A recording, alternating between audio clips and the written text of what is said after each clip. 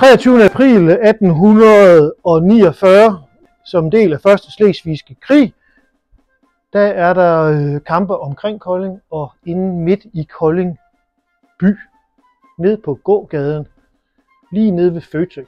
Der slås danskere mod oprørske Slesvig-Holstenere.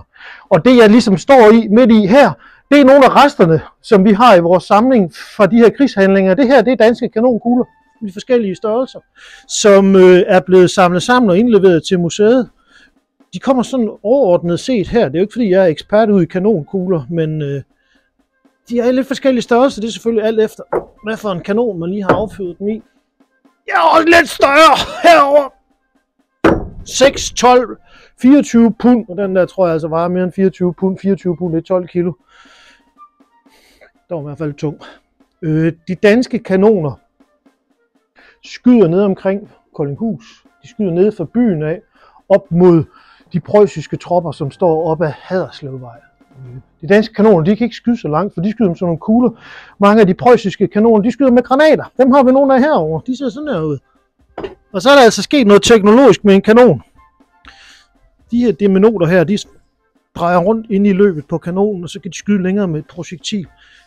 Så preusserne, Slesvig-Holstenerne, oprørerne, de kunne ramme de danske kanoner, og de danske kanoner kunne ikke skyde op til dem. De preussiske. Og det hele, det går egentlig meget godt med slaget, men det ender altså med, at de danske tropper inde i Kolding by, de må overgive sig. Tilbage der i 1849, hvor slaget ved Kolding det raser, og danske tropper skyder på slesvigske tropper, og de skyder tilbage. De skyder med forskellige ammunition på hinanden, og følgende når der er krig, så udvikler man jo ammunition, der skal gøre ondt på fjenden. Og hernede har jeg nogle af kanonkuglerne, for de er ikke bare massive jernkugler det hele, men prøv at se, måske kan I se herinde, der er faktisk et gammelt gevind herinde i, og jeg har en anden eksempel her, hvor der stadigvæk er en prop i. De her kanonkugler, de bliver fyldt op med et eller andet inde i, så når de rammer, så eksploderer de. Så alle de her jernsplinter, de slår en masse af fjenden ihjel. Det er i princippet det handler om. I stedet for at du bare har sådan en massiv klump jern, der laver et stort hul, får du noget, der eksploderer.